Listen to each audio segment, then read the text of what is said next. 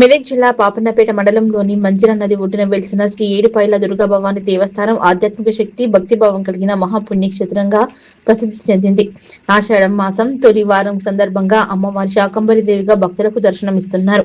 ఉదయం నుంచే పెద్ద సంఖ్యలో భక్తులు ఆలయానికి చేరుకుని ప్రత్యేక పూజలు నిర్వహిస్తూ అమ్మవారిని దర్శించుకున్నారు. అమ్మవారి ఆశీస్సులతో భక్తులు భక్తి, శాంతి, సంపద, ఆరోగ్యం కలుగుతాయని ఆలయ అర్చకులు తెలిపారు. ఆలయ ప్రాంగణం భక్తులతో కిక్కిరిసిపోయి ఆధ్యాత్మిక వాతావరణం నెలకొంది. భక్తుల సౌకర్యార్థం దేవస్థానం అధికారులు ప్రత్యేక ఏర్పాట్లు చేశారు.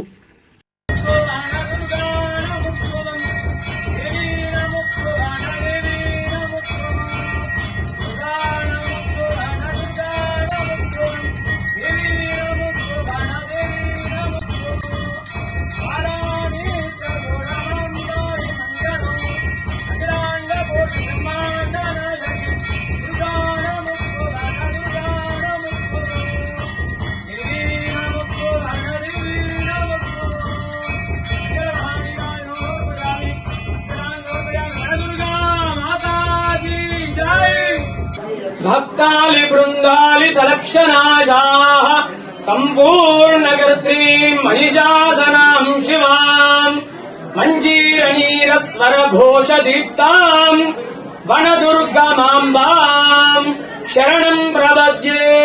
శ్రీ ఏడుపాయల వనదుర్గ భవానీ దేవస్థానం తెలంగాణ రాష్ట్రంలోనే ఎంతో ప్రసిద్ధమైనటువంటి క్షేత్రము వనదుర్గ భవానీ క్షేత్రం.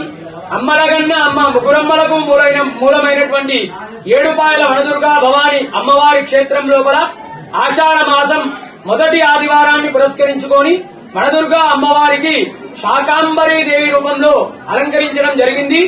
ఉదయం నుండే కూడా భక్తుల రద్దీ అధికంగా ఉంది. ఉదయాన్నే 4 గంటలకు అమ్మవారికి విశేషమైనటువంటి అభిషేకము, తదనంతరం అమ్మవారికి శాకంబరీ దేవి రూపంలో కాయగూరలు, కూరగాయలు, అదేవిధంగా ఆకుకూరలతో విశేషమైనటువంటి అలంకరణ చేయడం జరిగింది. ఈ యొక్క ఆషాఢ మాసంలో శాకంబరీ అలంకరణ చేయడం వల్ల గాని, అమ్మవారిని దర్శించుకోవడం వల్ల గాని సీజనల్ వ్యాధులన్నీ కూడా తొలగిపోయి ఆరోగ్యంగా ఉంటారు. అదేవిధంగా ఈ యొక్క శాకంబరీ దేవిని దర్శించుకోవడం వల్ల సకల శుభాలు, అష్టైశ్వర్యాలు, ఆనందము, సంతానము, ఆరోగ్యము, అదేవిధంగా పాడి పంట వ్యవసాయము బాగా పండి అదేవిధంగా ఈ యొక్క లోకమంతా కూడా సుభిక్షంగా ఉంటుంది.